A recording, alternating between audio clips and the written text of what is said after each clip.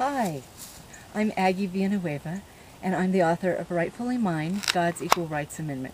I'm here today in this beauty to read you an excerpt from the book. It's not exactly the Abel Shittim stream that they camped at the desert, but it'll have to do. I think it'll do for me. It was inconceivable that after 40 years of chastisement in the Zin Desert and the recent military successes in the Transjordan Hills, the wandering nation of Israel could succumb to the temptations offered by the Moabite and Midianite women. But the tomb-like encampment attested to the sin. As a result, hundreds and thousands of sprawling black tents suffocated their inhabitants with the lingering, putrid taste of the death within them.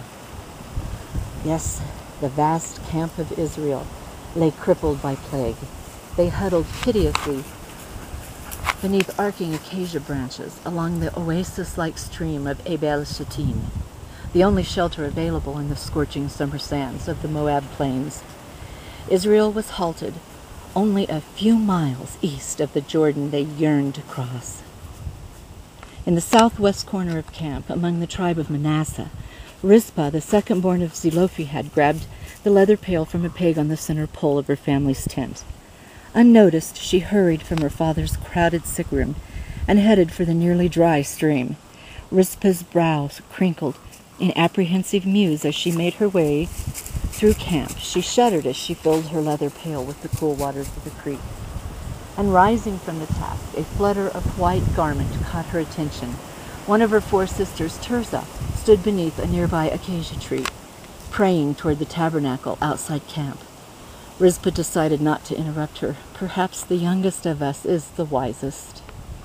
With a sigh, Rizpah turned her face back into the eastern breezes of sunset. The wind attempted to dispel the dank, rotting odor of the disease that had claimed over 20,000 of Israel so far. But grief and dread registered the approach. Clamping the encampment like a vice, from each row of tents, the dreadful sounds of mourning were squeezed out into the night wind, or worse, the dreaded hush of encroaching death. "How does my brother-in-law fare?" A voice shrilled beside Rizpah, startling her. "Not well, I fear, Aunt Pua, but he's sleeping now." "It's such a shame," clucked Pua, wife of Zelophehad's oldest half-brother.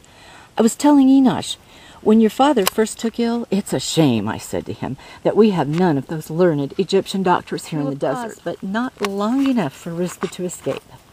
"I can just feel the arrogance of the Moabites and Midianites as they sneer down at us from the eastern heights." Pua squinted as if she were imagining the scene. "They shall forever be remembered as the country who could not match us in battle, but defeated and immobilized us by their friendship.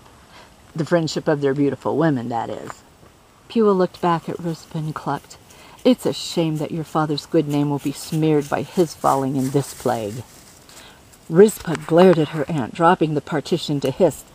"Many men have fallen in this plague who are innocent of its cause, as they have also in the plagues of the other desert.